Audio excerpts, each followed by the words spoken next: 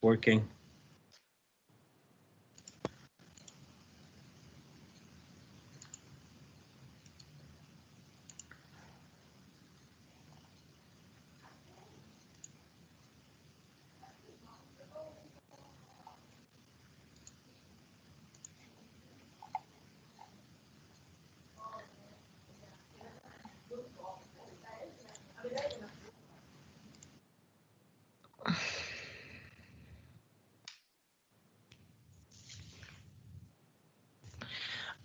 Sherry, the staff report item is not going to be, will not pull that for suspension. The deputy mayor cannot make.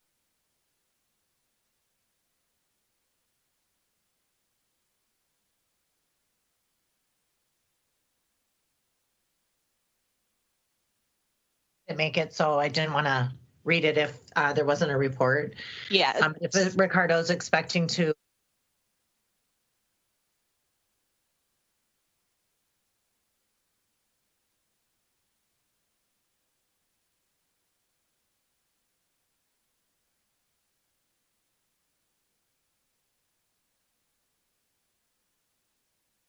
It looks like the Brady Bunch, the way that my screen is up.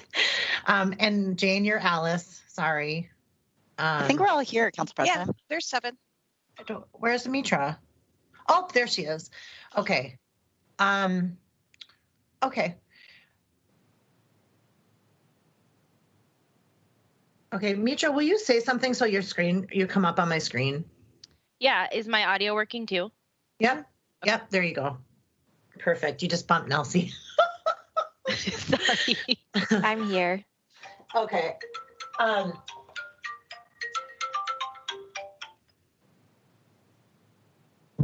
Okay. All right. Well, if we are ready, then let us call the St. Paul City Council meeting to order. Roll call. Jalali, Here. Naker, Here. Prince, Here. Tao, Here. Tolbert, Here. Yang, Here. Council President Brenmoen. Here. 7 present, no one absent. Please stand and join me for the Pledge of Allegiance. I pledge allegiance to the flag of the United States of America and to the republic for which it stands, one nation, under God, indivisible, with liberty and justice for all. And before we move on, I think obviously there's a lot going on in the world at this moment that's happened between noon and now. And it seems very strange to hold a regular meeting amid all the chaos that's happening at our nation's capital, and really the abhorrent and unacceptable behavior of the Trump army that's there and the rioters. If it would be acceptable to my colleagues, I think it'd be appropriate to just have a moment of silence and think of the safety of our elected officials, the countless staff that is at our nation's capital, as well as a public safety personnel trying to secure the scene, and hoping for a swift resolution to this insurrection.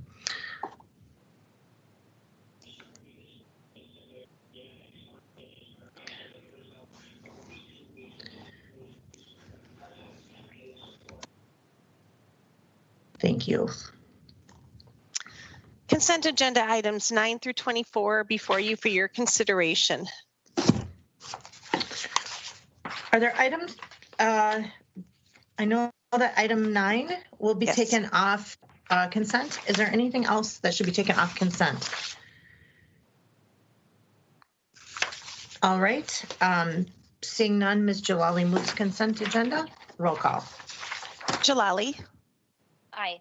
Naker, Aye. Prince, Aye. Tao, Aye. Tolbert, Yes. Yang, Aye. Council President Brenmoen. Aye. 7 in favor, no one opposed. The consent agenda is adopted as amended. Item number 9, Resolution 21-9, designating the city's official newspaper for 2021. There is All right, a and this version item- 2. Oh. Oh, okay. I'm sorry. I'm looking at a message that was from a different day. So this item is just, we are moving a version 2 with a minor technical correction. Any discussion on version 2? I will just say on this item that this is a requirement that we have really by the charter, and also I believe somewhat from the state statutes about designating this city's official paper where we post our legal notices in our agenda, and we are required to do this. It's expensive, somewhere around $75,000 a year, but it is a requirement, and it seems awfully odd to me in this day and age that we are still posting our official postings in a newspaper. And this is something that we've questioned from time to time, but I think that the newspaper lobby is strong, and we haven't been able to overturn this, but there has been some suggestion that we are judicious in where we choose to post this, and we often look for the lowest price when we're trying to make these selections, but perhaps it would make sense to go as local and as possible and support one of our local newspapers and have our that are widely read in the city of St. Paul. I appreciate legislative aide Stephanie Haar's suggestion of considering that for next year. We, again, always looking to reduce the amount of money that we're spending, but we are putting an awful lot of money into the legal ledger's coffers, and perhaps it would be better spent in one of our local newspapers in the future. So I think that's definitely worth consideration, and I appreciate that suggestion being brought forth. So just acknowledging that as we move forward, and I would move approval. Any discussion on the motion? Roll call. Jalali. Aye. Naker. Aye. Prince. Aye. Tao. Aye. Tolbert. Yes. Yang. Aye. Council President Brenmon. Aye. 7 in favor, no one opposed. The resolution is adopted as amended. Now would be the suspension of the rules. I Yep. do not see So- Mr. Ricardo Okay, so or Mr. Cervantes, sorry. Those days. okay. All right. So could we move to the second suspension item instead then? So Ms. Naker moves suspension of the rules. Roll call. Jalali. Aye. Naker. Aye. Prince. Aye. Tao. Aye. Tolbert. Yes. Yang.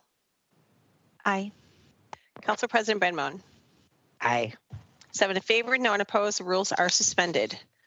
Resolution 21-70, authorizing a license agreement between Jones Lang LaSalle Americas, Inc. and the Police Department for the city's use of vacant commercial space for police training activities.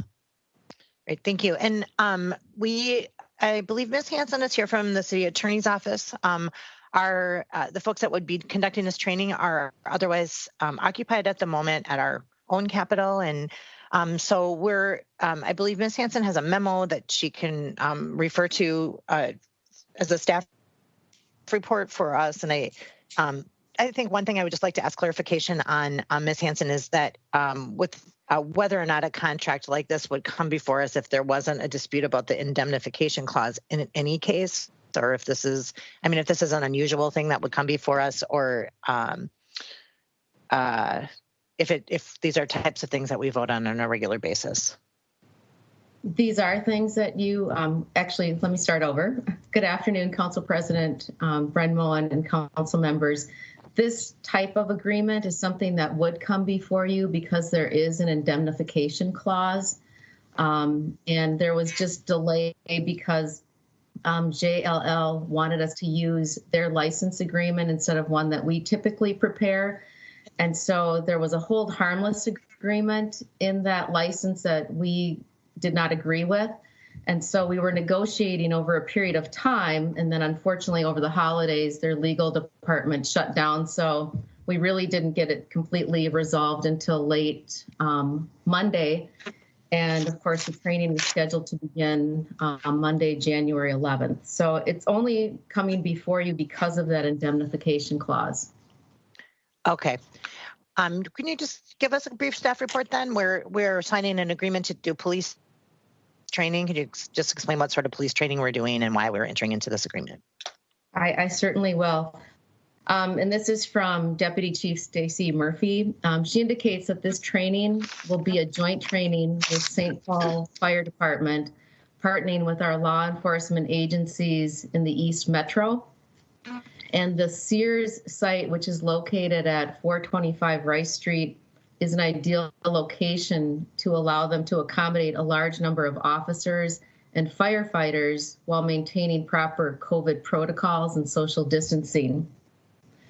It also allows them to safely conduct scenario training while keeping employees properly distanced during COVID.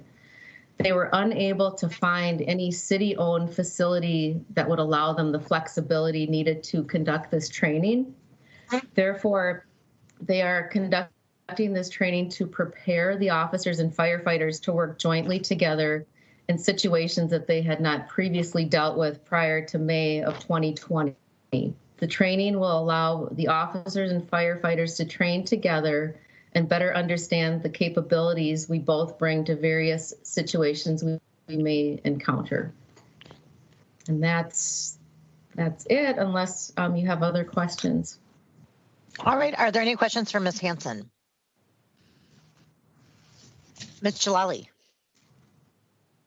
Thank you, Ms. Hanson, for being here. And I guess my first question would be, so that I can understand this option in context, I believe that there have been requests in the past made by different law enforcement agencies to create training facilities for this purpose. And so do you have insight or information on what other facilities were considered that have already received considerable support, and whether or why not those options are a part of what they ended up going with? It would just be helpful to understand in context, given that those facilities have also received or presumably exist and are available. I guess that would help me understand better.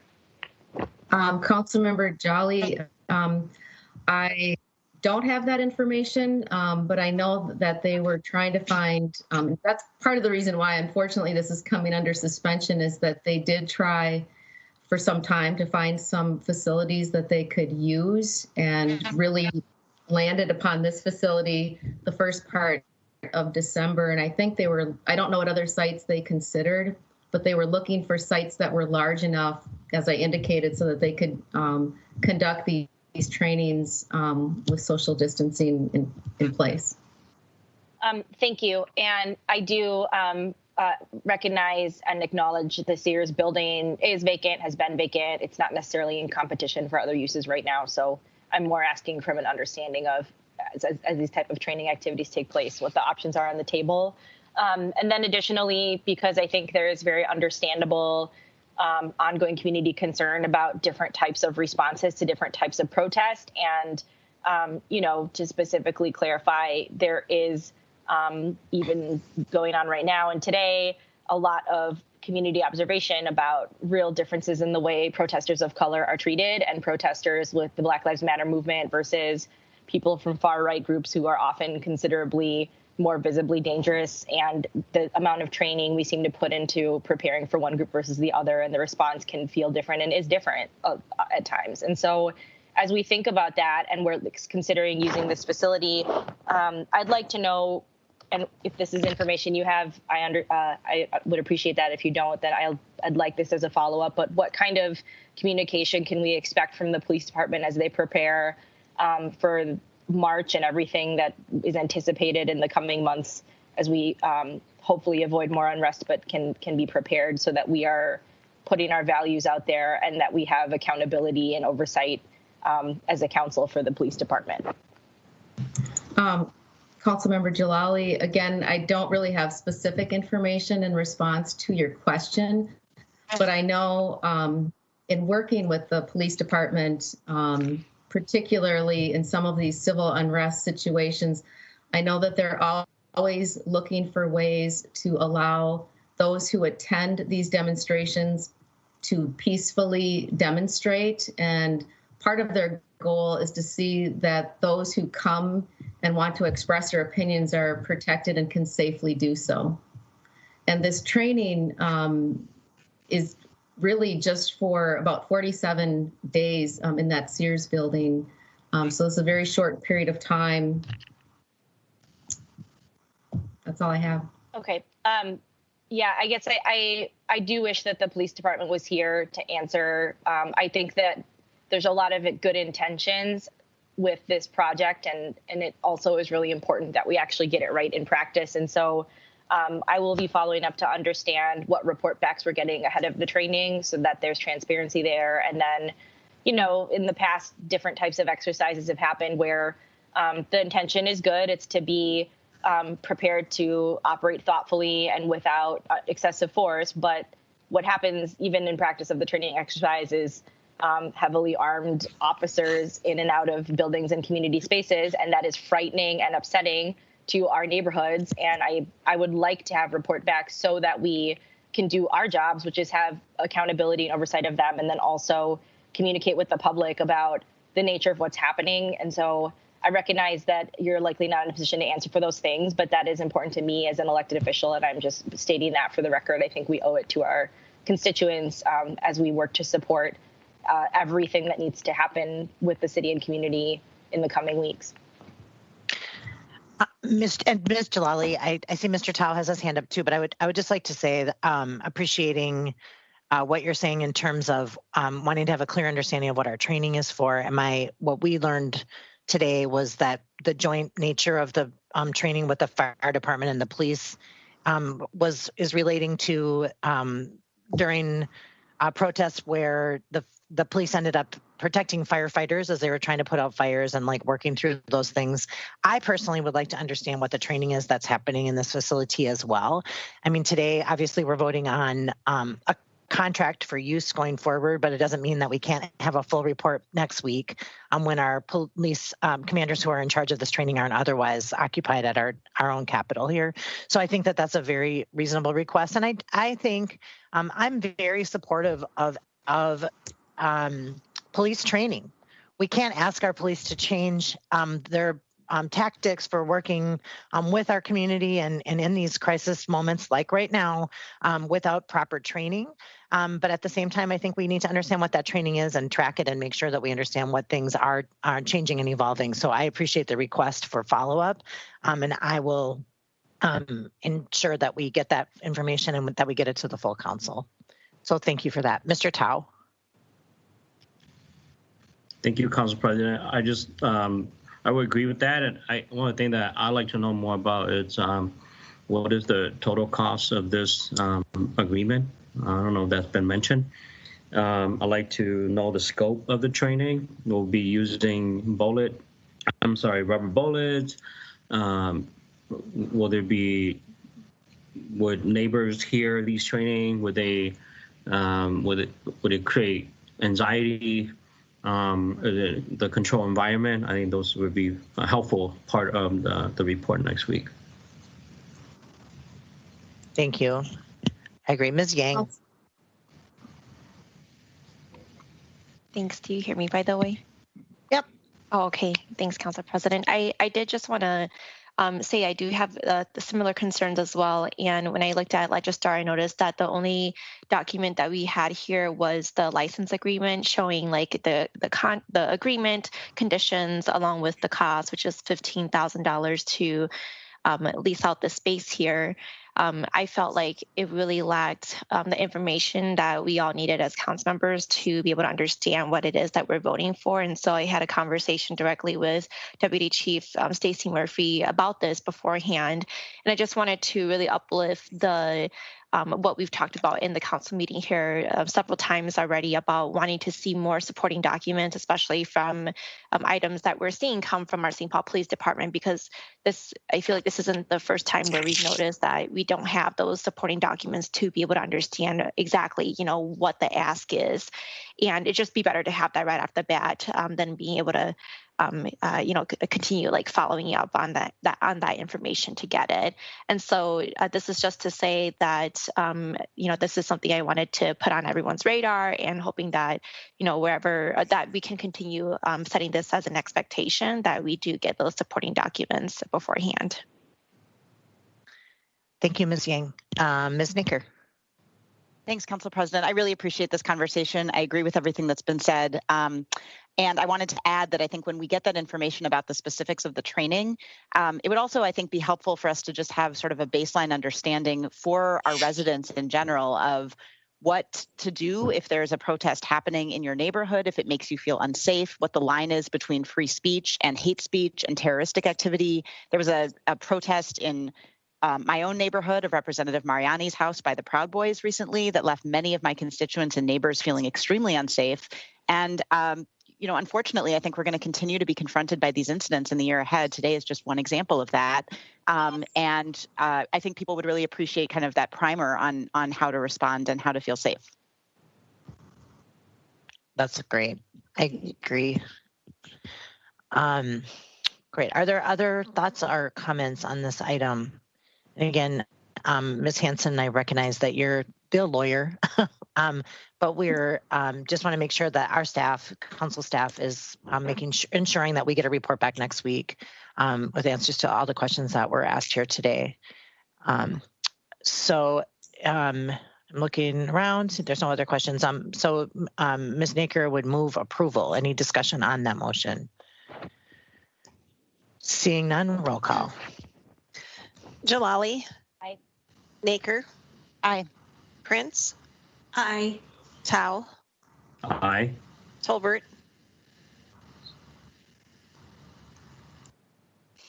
I think you're on mute. Yes. Yang. Aye. Council President Brenmon. Aye. 7 in favor, no one opposed. The resolution is adopted. All right. And I'll just continue on. yep. Yes, please. Item 25, final adoption of ordinance 20-35, granting the application of Keith Schroeder to rezone the property at 981 Fuller Avenue from R4 Single Family Residential to T2 Traditional Neighborhood and amending Chapter 60 of the Legislative Code pertaining to the zoning map. All right. And this is before us for final adoption, Mr. Tao. Thank you, Council President. Today, I'm going to move to deny the application to rezone 981 Fuller from R4 to T2 in order to reestablish a commercial use in the first floor of an existing mixed-use structure. And here are some of my reasons.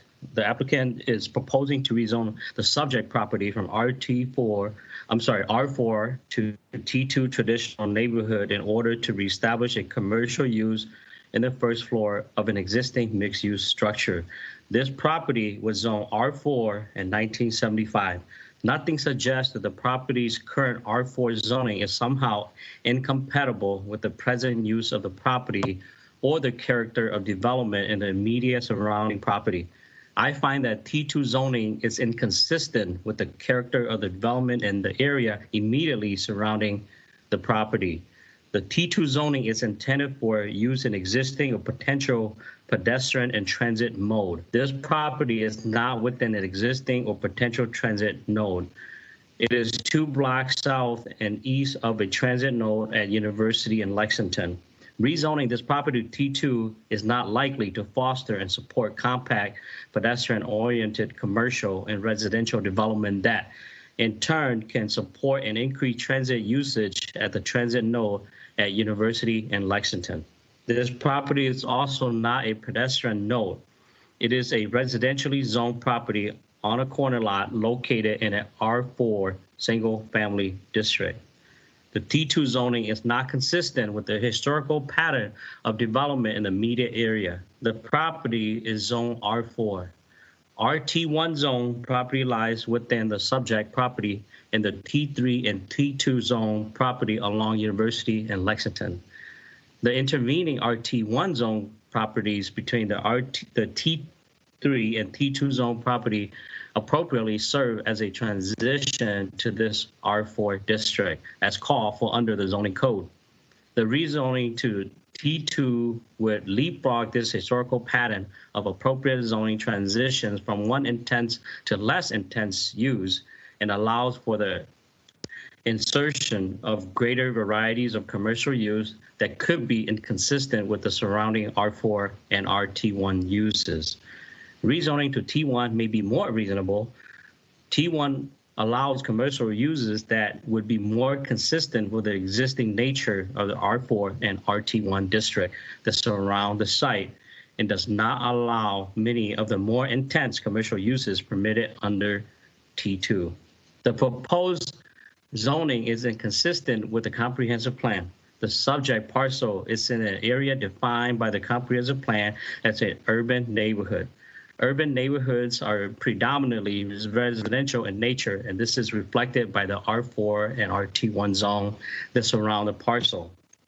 Policy LU-36 of the 2040 comprehensive plan call for promoting neighborhoods serving commercial business within urban neighborhoods that are compatible with the character and the scale of an existing residential development. This roughly 3,000 square foot structure may be compatible in size with the scale of nearby residential uses, but the intensity of many of the commercial uses permitted under T2 zoning are also equally incompatible with the surrounding R4 and RT1 uses. Nothing suggests that the current R4 zoning for this property is incompatible with the present character of development of the property or the immediately surrounding property. The subject property is also with the Lexington neighborhood node. On balance, rezoning the T1 can also be consistent with the policy LU-31, which calls for investing in neighborhood nodes to achieve development that enable people to meet their daily needs within walking distance and improve equitable access to amenities, retails, and services. T1 zoning also enable a long vacant commercial space to be rehabilitated for new commercial uses in this neighborhood node. Policy 22 of the District 8 plans call for continued effort to foster minority business, startup retentions, and expansion from within the community. Rezoning to T1 could help facilitate the development of a new minority-owned commercial use in this neighborhood node, which would be consistent with this policy as well. Rezoning to T2 would not be compatible with the immediately surrounding residential uses. T2 is more appropriate for commercial uses of the property that front on University and Lexington Avenue. The scale of many of the uses permitted under T2 is incompatible with the scale of the nearby residential zone property in this residential district. For those reasons, I'm denying the application to rezone 981 Fowler from R4 to T2 by withdrawing this ordinance and bringing forward a resolution memorializing the basic for this zoning denial. Thank you, Mr. Tao, and thanks for clarifying those points on the record. And just to be clear, you are withdrawing this ordinance at this time, and you will bring a resolution next week clarifying the zoning. I missed that very last part. You'll bring a resolution next week. Okay. Yes. Okay. All right. Thank you. So item 25 is withdrawn.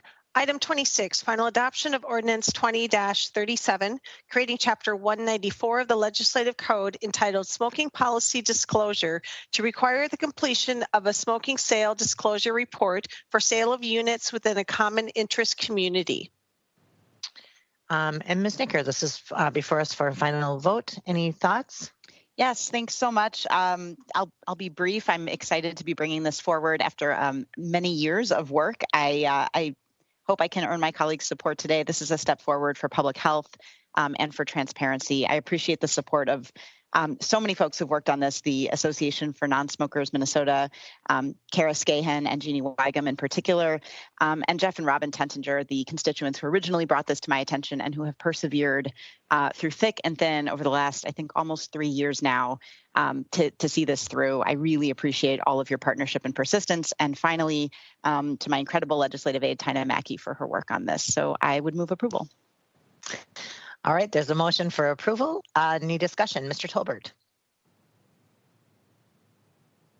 I just want to take a moment to thank Councilmember Naker for your work on this. I think it's an important ordinance, and it continues on our path of keeping people healthy and combating the effects that cigarettes have had on so many people in our community over the years. So thank you very much. I think it's a good ordinance, and I'll be supporting it.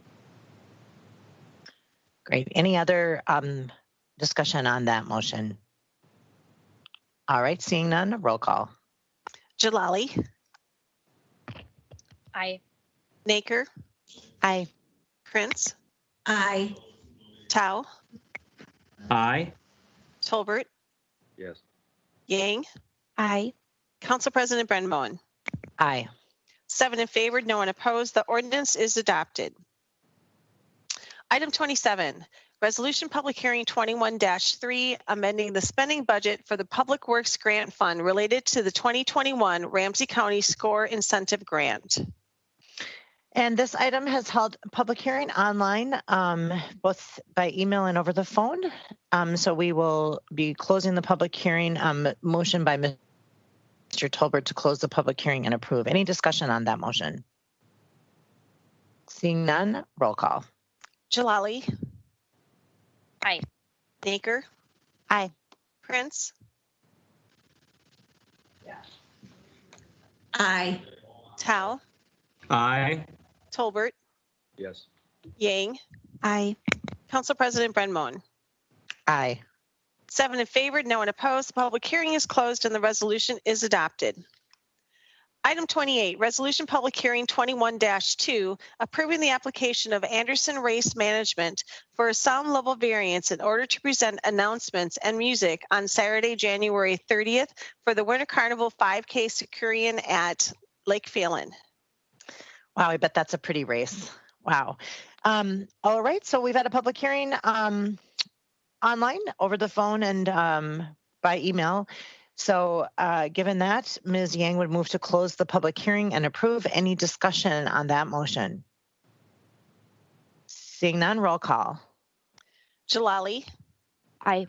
Naker, Aye. Prince, Aye.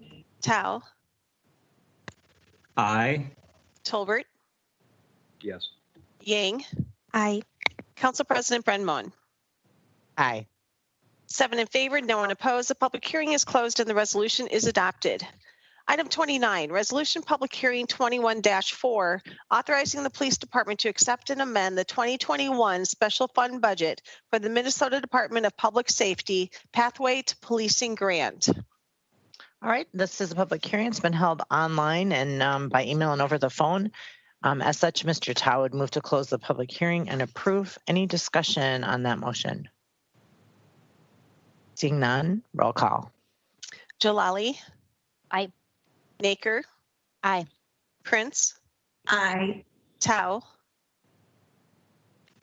Aye. Tolbert, Yes. Yang, Aye. Council President Brenmoen. Aye.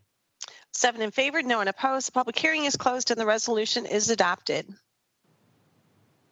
For the following items, the legislative hearing officer recommends adoption as no objections to these recommendations were received.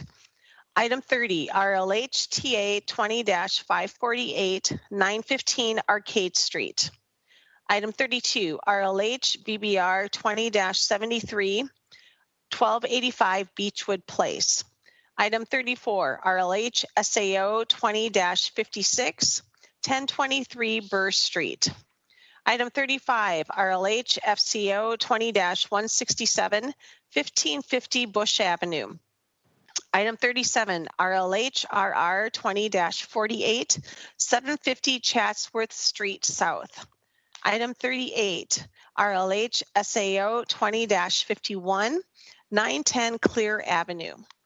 Item 40, RLH SAO 20-49, 1122 Earl Street. Item 41, RLH TA 20-559, 970 Edgerton Street. Item 42, RLH RR 20-49, 1976 Fairmount Avenue. Item 43, RLH OA 20-10, 274 Fillmore Avenue East. Item 47, RLH TA 20-555, 1235 Margaret Street. Item 51, RLH BBR 20-76, 842 Race Street. Item 55, RLH TA 20-146, 607 Sherwood Avenue. Item 57, RLH TA 20-561, 1734 Sims Avenue.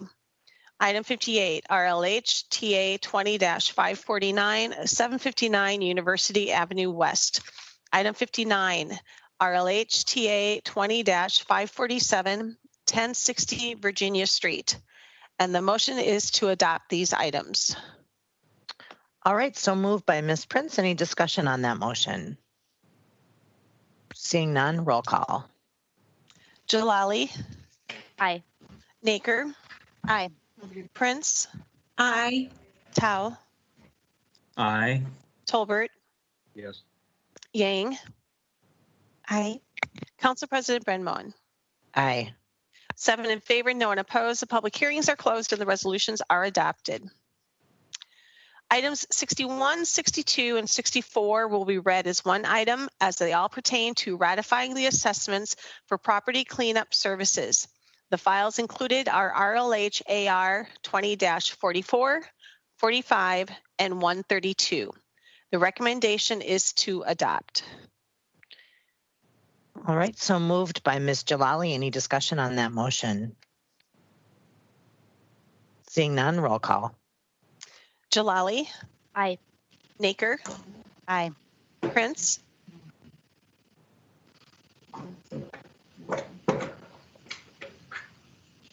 Councilmember Prince, Aye. Sorry. Tao, Aye. Tolbert, Yes. Yang. Aye. Council President Brenmoen. Aye. 7 in favor, no one opposed. The public hearings are closed and the resolutions are adopted. Item 63, RLH AR 20-131, ratifying the assessments for property cleanup services during June 2nd to 11th, 2020. And the recommendation on this one is to amend and adopt. So moved by Mr. Tolbert. Any discussion on that motion? Roll call. Jalali, Aye. Naker, Aye. Prince, Aye. Tao, Aye. Tolbert, Yes. Yang. Aye. Council President Brenmoen. Aye. 7 in favor, no one opposed. The resolution or the public hearing is closed and the resolution is adopted as amended. For the following items, no objection to the legislative hearing officer's amended recommendation was received, and therefore she recommends amendment and adoption of the following. Item 36, RLH TA 20-567, 986 Carroll Avenue. Item 39, RLH TA 21-15, 773 Cook Avenue East. Item 44, RLH TA 20-531, 1941 Fremont Avenue. Item 45, RLH TA 20-532, 1941 Fremont Avenue. Item 46, RLH RR 20-23, 1915 Ivy Avenue East. Item 48, RLH TA 20-566, 564 Mendota Street. Item 49, RLH TA 20-370, 763 Minnehaha Avenue East. Item 52, RLH TA 20-143, 1090 Ross Avenue. Item 53, RLH TA 20-526, 1252 7th Street East. Item 54, RLH TA 20-551, 1398 Sherburne Avenue. Item 56, RLH TA 20-560, 917 Sims Avenue. And item 60, RLH TA 20-367, 491 Wheelock Parkway East. The motion is to amend and adopt these items. So moved by Ms. Yang. Any discussion on that motion? Seeing none, roll call. Jalali, Aye. Naker, Aye. Prince, Aye. Tao, Aye. Tolbert, Yes. Yang. Aye. Council President Brenmoen. Aye. 7 in favor, no one opposed. The public hearings are closed and the resolutions are adopted as amended. For the following item, the legislative hearing officer's recommendation is contested and additional testimony from the appellant is in the record. Item 31, RLH VBR 20-77, 1544 Beach Street. Council President Brenmo and council members, this is a vacant building registration appeal. You will recall that this property was in front of you multiple times related to its condemnation in order to vacate. The condemnation was a result of no heat being available to the tenants at the property. Subsequent to that no heat call, there was an emergency tenant remedy action. The property owner did have someone who was unlicensed and we don't know what skill level install a furnace without a permit. So we have no safe heating being used at this house. Because it was condemned, the property was eventually vacated. The emergency tenant remedy action did resolve tenant issues there. And now we're left with a house that the owner would like to move back into and not have it be in the vacant building program as a category 2, requiring a code compliance inspection report. As you know, once the property is condemned, the standard operating procedure per the code is that it would be requiring a code compliance inspection. The major violation is, again, the lack of heat. And that may be a red flag that there are other problems going on at the property that have not been identified and diagnosed. I simply don't know that, and that's usually what this kind of the code compliance would identify. My recommendation to the council is that you require that this property be in the vacant building program, that it be a category 2 registered vacant building, and that the vacant building fee be waived for a period of 90 days.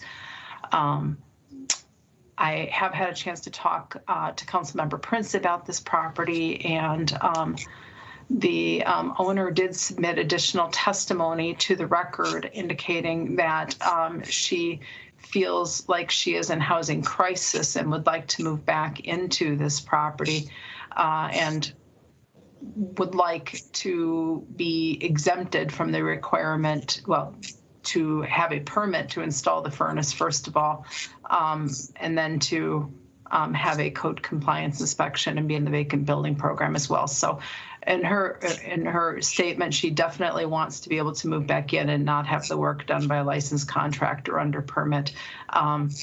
So there's a couple of layers there. And I think maybe Councilmember Prince has a question on that from our conversation. All right, so Ms. Prince. Yeah. Thank you, Council President Brenmo, and thank you, Ms. Mormont. I guess my issue is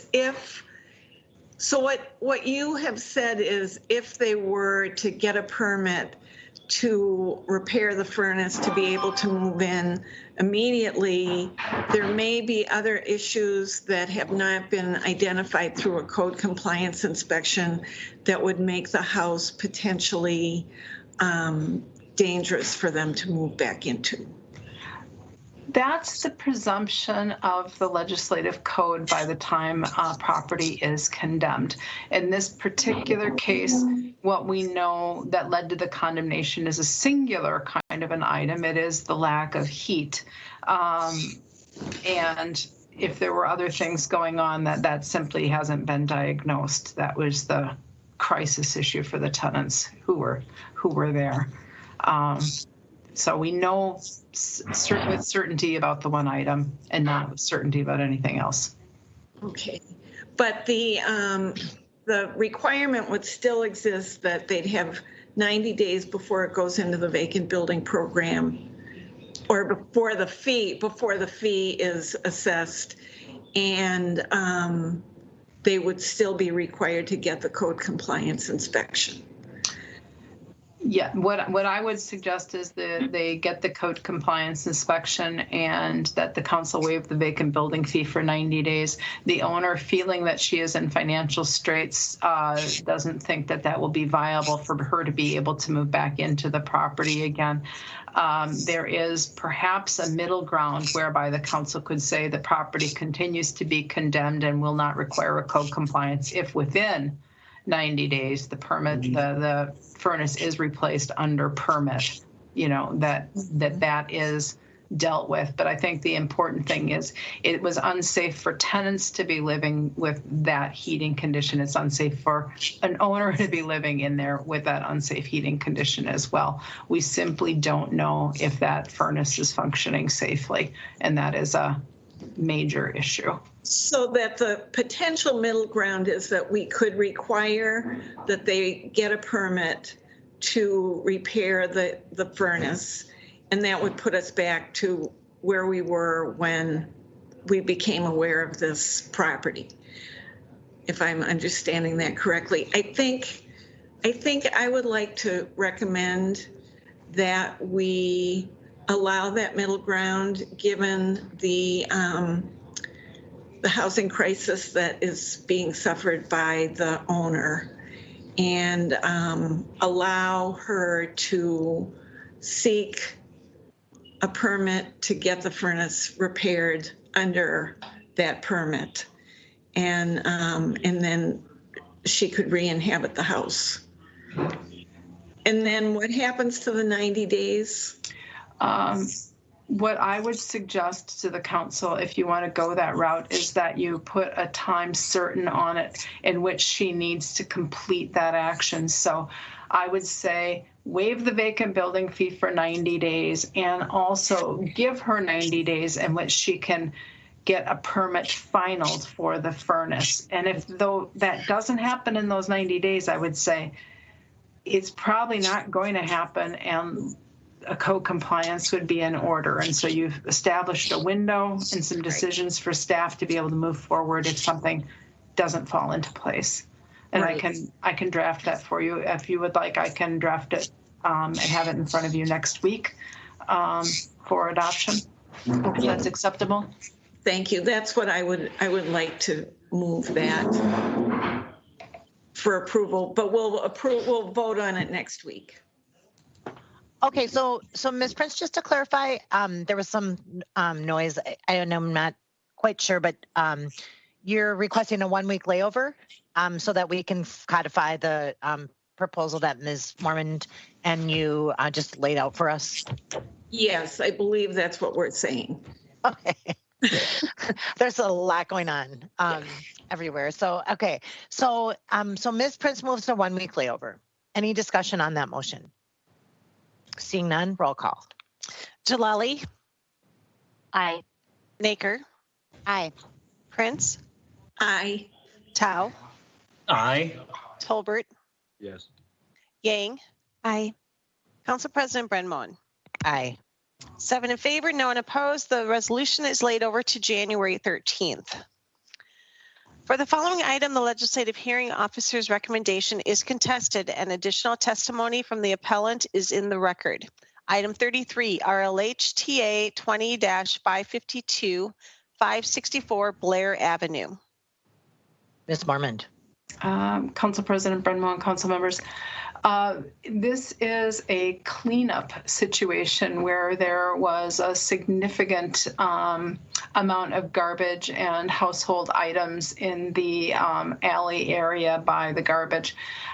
The owner testified in the materials that are attached to your record now, in which he objects to my recommendation as,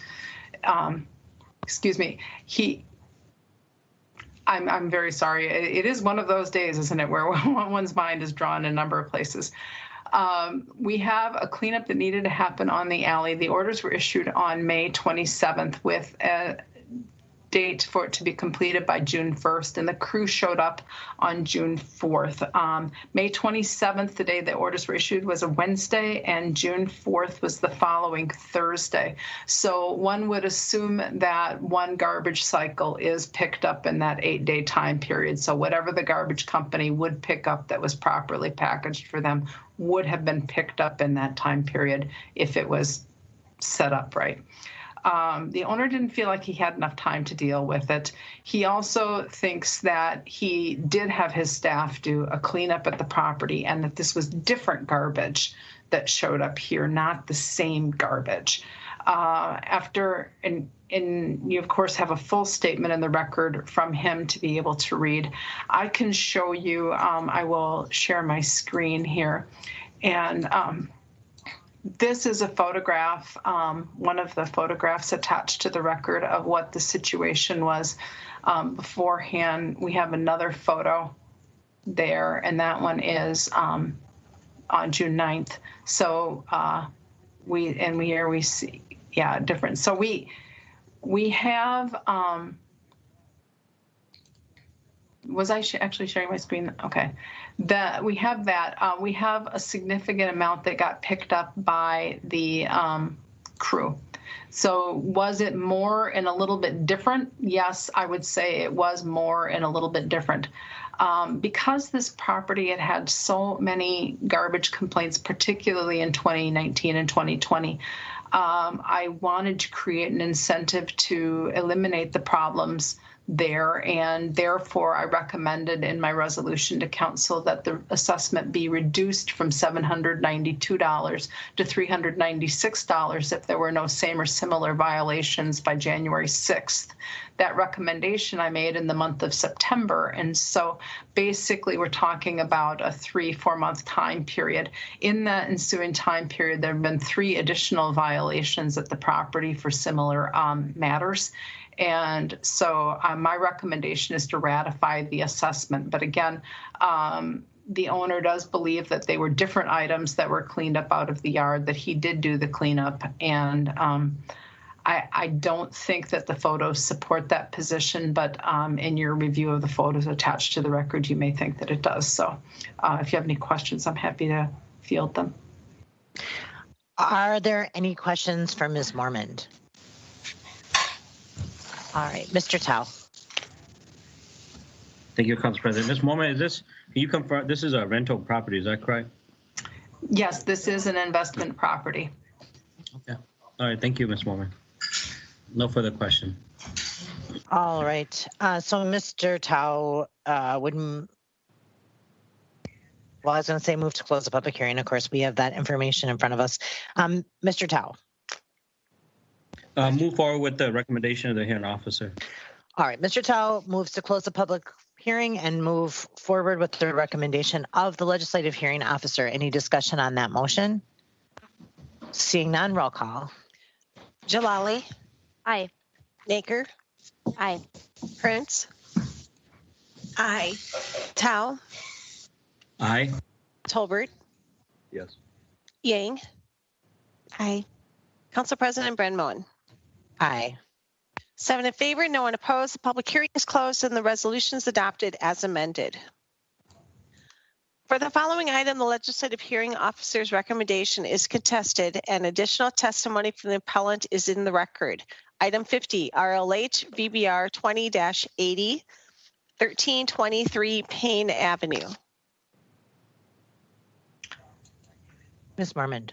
Council President, for 1323 Payne Avenue, we have a property where the certificate of occupancy was revoked after numerous attempts to inspect. The inspector did finally get in and found that this office space was being used probably for sleeping purposes occasionally by the tenant of it. And following that finding, and not all the time, the thinking on the part of the inspector was this may have been sort of a location for a long haul trucker to be able to stay sometimes when he wasn't on the road.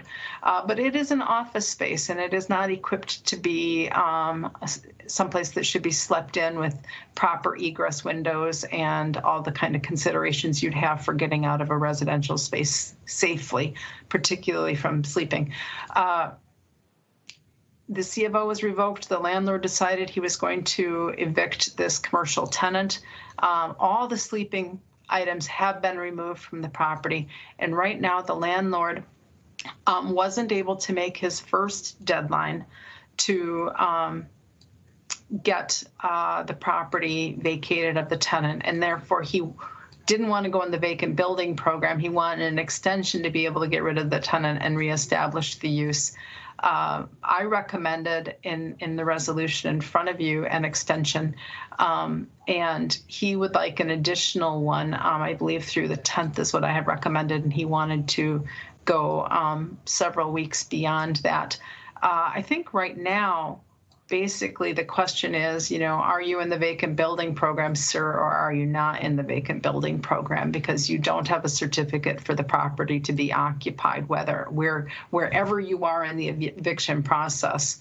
You know, you're not an office, you're not a residence, you haven't been approved for any particular use. I would say that the question then becomes one of whether the vacant building fee is waived. And that is definitely something that the council did do. I believe there's a 90-day waiver in place on that, in which case if the owner reestablishes the use with a certificate within that time period, there won't be any vacant building fee forthcoming. So anyway, that's what I have for you on 1323 Payne. And my recommendation, the initial one was an extension to December 15th. What I have in front of you is a recommendation to extend again to January 11th. And he would ask for additional time beyond that. If you have any questions, I'd be happy to try to. Are there, awesome. Any questions for Ms. Mormond? Ms. Yang? Yes, I do just have a question.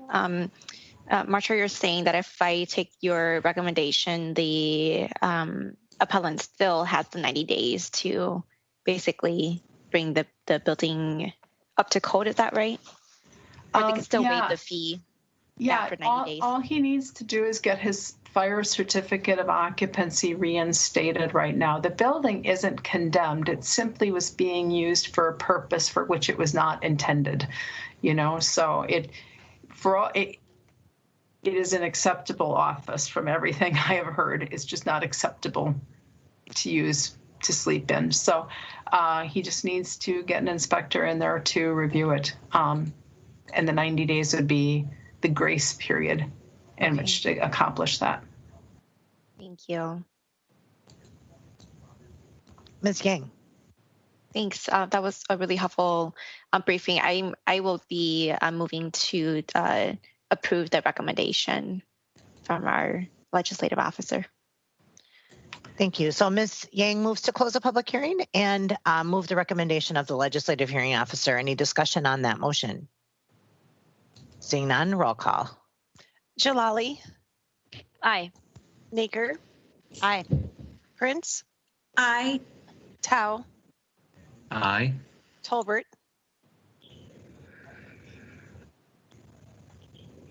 You're on mute, Councilmember. Sorry, hit the wrong button. Yes. Yang. Councilmember Yang, you're also on mute. Aye. And Council President Brandmoen. Aye. 7 in favor, no one opposed. The public hearing is closed and the resolution is adopted. And that's was the the end. final. Yeah. Okay, so we've reached the end of our agenda. I just two things quick for folks is one is we had a staff report scheduled from the deputy mayor today, and she was unable to attend our meeting. We will invite her back next week to provide an update on our unsheltered community and the closure of the encampments that we heard about in December, to get an update on the progress, the successes and the challenges that we are running into in that process. And then the other thing is just a very small detail, especially given in the light of everything else, but Ms. Jalali made me smile today when she pointed out that she'd been upgraded to first class and was now voting first in our voting order. First class. Flying first class. And just wanted to tell people a little known fact that our voting order changes once a month.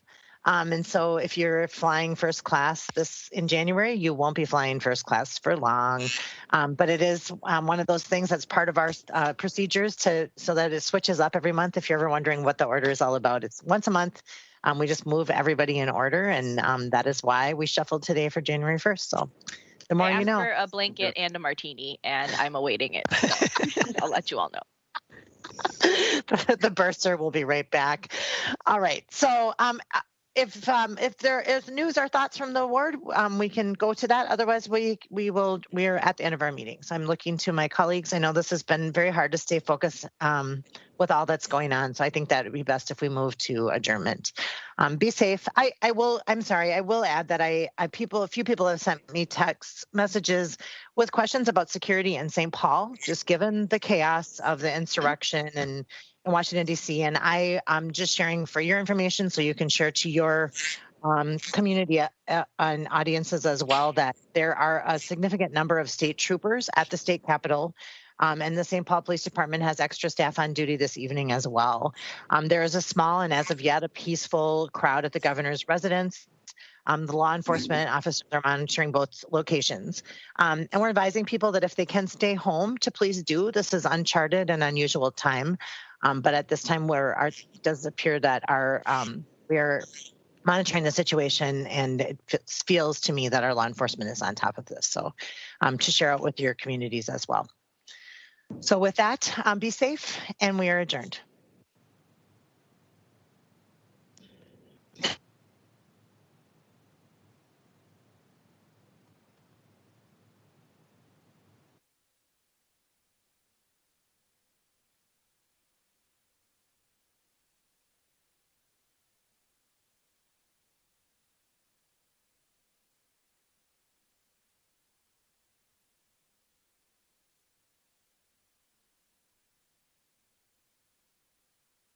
We understand that if Frogtown does well, then Highland does well.